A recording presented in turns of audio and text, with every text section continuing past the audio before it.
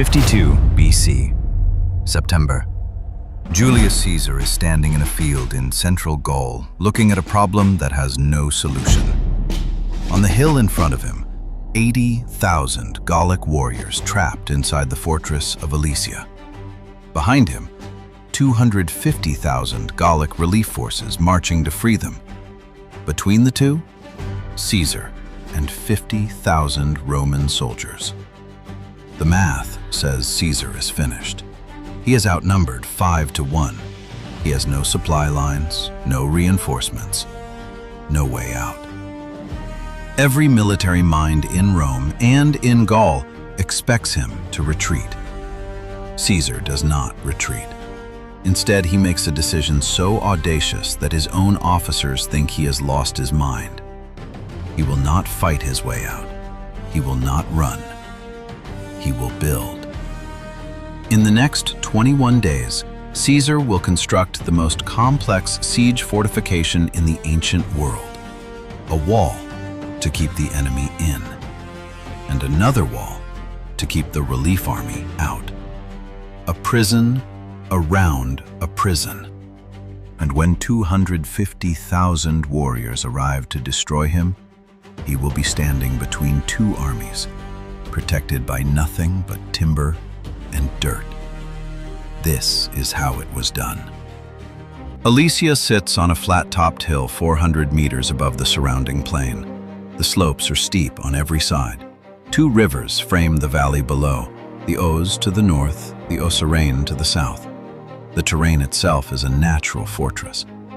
Vercingetorix, the Gallic chieftain who had united the tribes of Gaul against Rome, chose this position deliberately. He had already beaten Caesar once. He understood Roman tactics.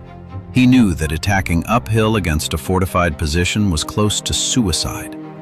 His plan was simple. Hold Alesia. Wait for the relief army. Let Rome exhaust itself below. It was a good plan, but it had one fatal flaw: timing. The relief army was not yet assembled when Vercingetorix retreated into Alesia. He needed weeks, maybe a month. Caesar understood this the moment he saw the hill. If the relief army arrived before Caesar could build containment, Vercingetorix would break out. The relief army would push in, and 50,000 Romans would be destroyed between them. Everything depended on what Caesar could build and how fast he could build it. 21 days. That was the window. The engineers were already calculating. The first problem? Perimeter. To contain Alesia completely, Caesar needed a continuous wall around the entire hill. No gaps, no weak points. A single unguarded stretch of 50 meters, and Vercingetorix would pour through it at night. His engineers measured the circumference of the hill and the surrounding terrain. 11 miles. 17 kilometers of continuous fortification. In 21 days. That is 800 meters per day, every single day, without stopping. The Romans solved this with a system they had perfected over centuries. The contravallation, the inner wall facing Alesia, was not one structure but a layered killing ground. First, a trench. 20 feet wide, 20 feet deep with vertical walls, impossible to cross under fire. In front of the trench, 5 rows of sharpened stakes embedded in the ground at angles, their points interlocking. Caesar called them chippy, tombstones. Any man who made it through the first obstacles would fall onto them. In front of that, concealed pits arranged in a checkerboard pattern, each containing a sharpened stake at the bottom, covered with brushwood, invisible until you stepped into one. Caesar called these lilia, lilies. They bloomed upward. The inner wall was rising, but that solved only one problem. The relief army was still coming. Day 8. The inner wall is half complete. Caesar's scouts ride in with numbers. The Gallic relief army is larger than expected. Not 100,000, not 150,000. The Council of Gallic Tribes has assembled a force of 250,000 infantry and 8,000 cavalry. 5-to-1 odds just became worse. Caesar gathers his senior officers. The room is quiet. One general speaks what everyone is thinking. They should break the siege now, before the relief army arrives.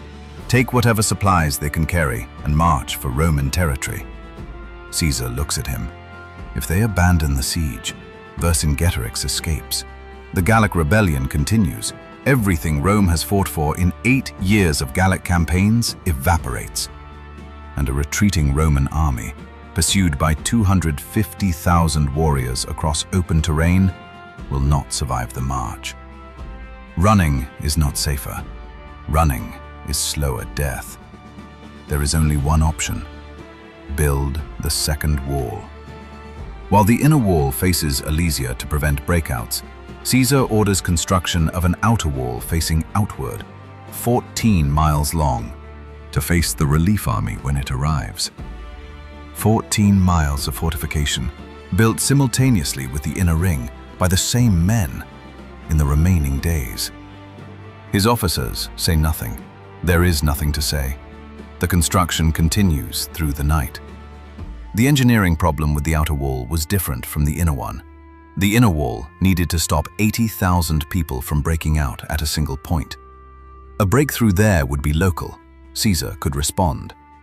The outer wall needed to hold 250,000 people across 14 miles simultaneously.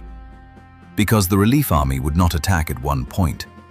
It would attack everywhere at once, probing for weakness along the entire length, hitting multiple sections at the same time.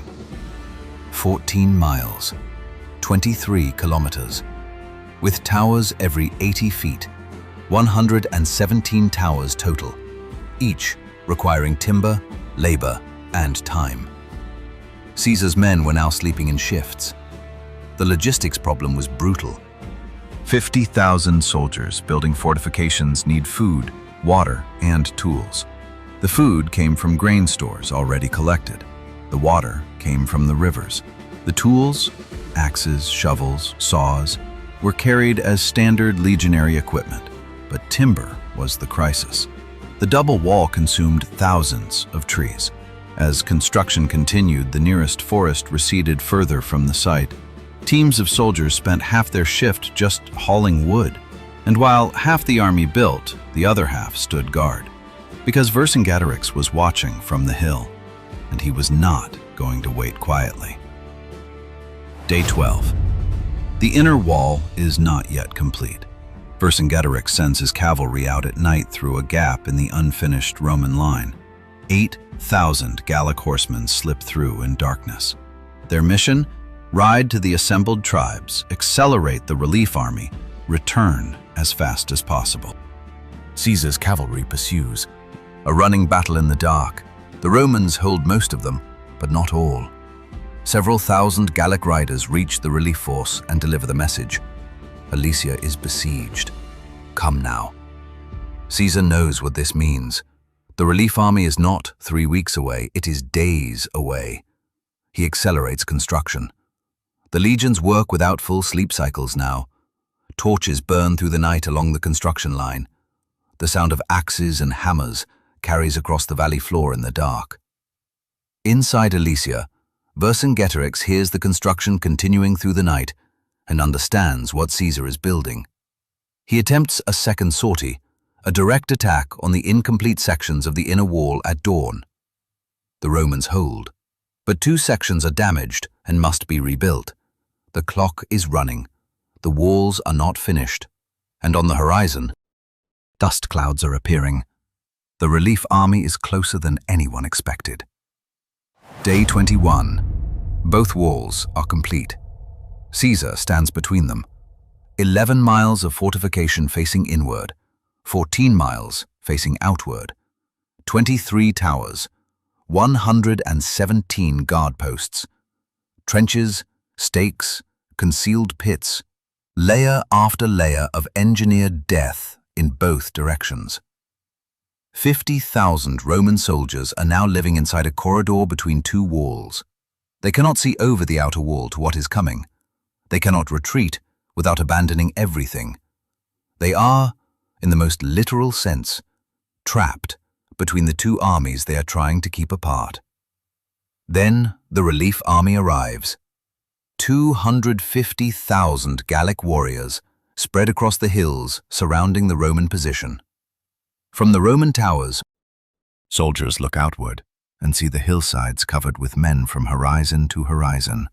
Campfires at night stretch as far as the eye can reach. The Gallic commanders survey the Roman fortifications and immediately understand the strategy. Attack both walls simultaneously. Force Caesar to split his army. Find the weak points under pressure. On the first day of the assault, they probe the outer wall at multiple points. The Romans hold. On the second day, Vercingetorix attacks the inner wall from inside while the relief army hammers the outer wall from outside. Caesar is fighting two battles in opposite directions at the same time. Day 23. The crisis point. The Gallic commanders have found it, a section of the outer wall on the northern slope, built across terrain so uneven that the Romans could not maintain the standard trench depth. A weakness, not obvious from the outside, but there. At dawn, Vercingetorix, a cousin of Vercingetorix commanding the relief army's assault force, concentrates 60,000 warriors against that single section. At the same moment, Vercingetorix launches his largest breakout attempt against the inner wall from inside Alesia. Caesar is receiving reports from two directions simultaneously. Both walls are under maximum pressure. Both are beginning to crack.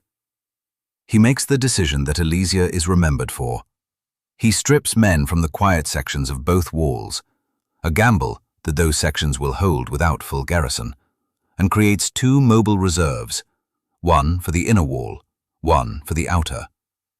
Then he rides, not to a command post, into the fighting. Caesar's soldiers could see his red cloak moving along the walls, both directions. When the line bent, he was there. When men began to fall back, he rode into them, shouting, rallying, visible. A general who could be seen was a general who could hold a line. But the northern wall is breaking. The northern wall breaks. 60,000 Gallic warriors pour through the gap. For a moment, a genuine, historical moment, the siege of Alesia is lost. The relief army is inside the Roman fortifications. The inner wall is still holding Vercingetorix, but the outer wall is breached. Caesar sends his last cavalry reserve around the outside of the position, a full ride around the entire circumference of the outer wall to hit the breakthrough force from behind. The Gallic warriors who poured through the gap now find Romans behind them, trapped between the inner wall they cannot get through and the cavalry that has appeared at their backs. The breakthrough force collapses. The gap in the outer wall is flooded with men trying to retreat through it. The retreat becomes a rout. Vercingetorix watches from the hill as the relief army breaks. He has no cavalry left to pursue anything. His food stores are nearly gone. His people inside Alesia are starving. The next morning, he puts on his finest armor. He rides out through the gates of Alesia alone. He circles Caesar's tribunal once. Then he dismounts, removes his armor, lays his sword at Caesar's feet, and sits down in silence. The siege of Alesia is over. The relief army is already dissolving back into Gaul. Caesar defeated 330,000 enemies with 50,000 soldiers. He did it without a single tactical retreat, without reinforcements, without a supply line. In 21 days of construction, followed by days of fighting on two fronts simultaneously. The fortifications at Alesia were so precisely engineered that archaeologists excavating the site 2,000 years later could reconstruct the exact position of every tower, every trench, every concealed pit, from the physical evidence still in the ground. The double wall was not a desperate improvisation. It was a calculated solution to an impossible equation. Caesar looked at the numbers, 50,000 against 330,000, and concluded that the only way to win was to remove movement from the equation entirely. stop both armies from maneuvering, force the battle to happen on ground he controlled at a time he chose. The prison around a prison was not a siege. It was a trap, and both armies walked into it. Military strategists still study Alesia today, not for the fighting, but for the engineering decision that made the fighting possible. The choice to build instead of retreat. Vercingetorix spent the next 6 years in a Roman prison. He was executed in 46 BC, paraded through Rome in Caesar's triumph. The wall that trapped him took 21 days to build. Sometimes the most aggressive thing a commander can do is stop moving and start building.